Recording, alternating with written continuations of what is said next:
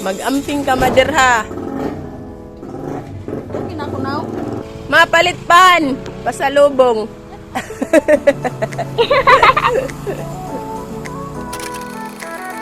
What's up mga labs? Umalis na si Mudrakels at pinagbilin sa akin ng tindahan. Kakagising ko nga lang kaya ayan medyo mamantika pa ang aking feslak. Bantayan ko nga raw ang tindahan habang wala siya.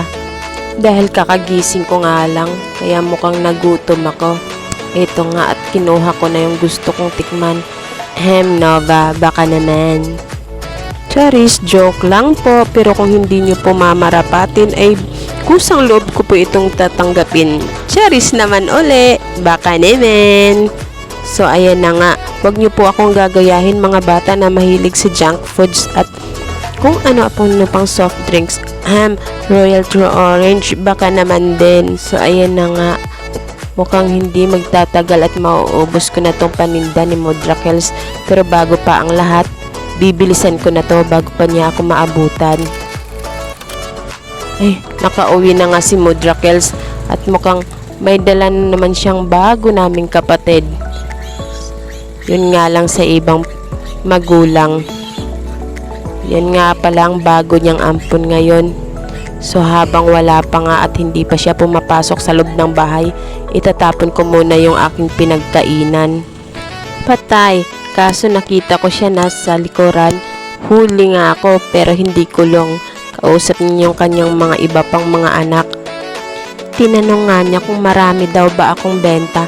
Ang sabi ko nga marami naman pero sa isip-isip ko mas marami din akong nakaing paninda niya. Sabi pa nga niya pambili niya raw yun ng mga pagkain ng kanyang mga bagong ampon. Ang walastik naman, kinagat pa siya ng manananggal. Papakilala ko pala sa inyo ang bago niyang ampon. Ayan nga pala si Burikdik. Bakit ganyan ka makatingin? Sama ng tingin mo Pero anyways, ito pa ang isang alaga niya. Nakaraang araw ko pa nga yan pinagdidiskita ang kainin.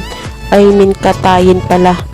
Sa dami ng kanyang alaga, hindi na niya alam kung ano ang papakainin niya. But anyways, highways, ito na nga at nagmimikos-mekos na ako. Gagawa nga pala ako ng banana loaf nga pala. Ang dami ko nga nakitang saging na hinog doon sa may likuran. Nakaimbak lang at hindi ko nga nagawang idangdang.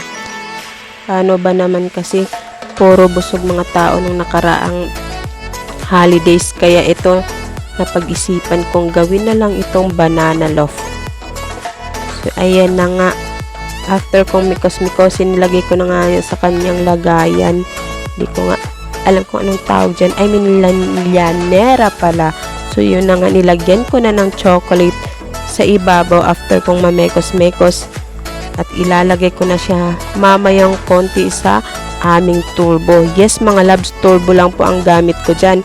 At ayan nga, nilagay ko lang siya sa 50 seconds at papainitin ko siya ng nasa 150 degrees ang kanyang temperature. Mukhang natatakam na nga ako. O siya, bago pa ang lahat, mukhang maluluto na siya.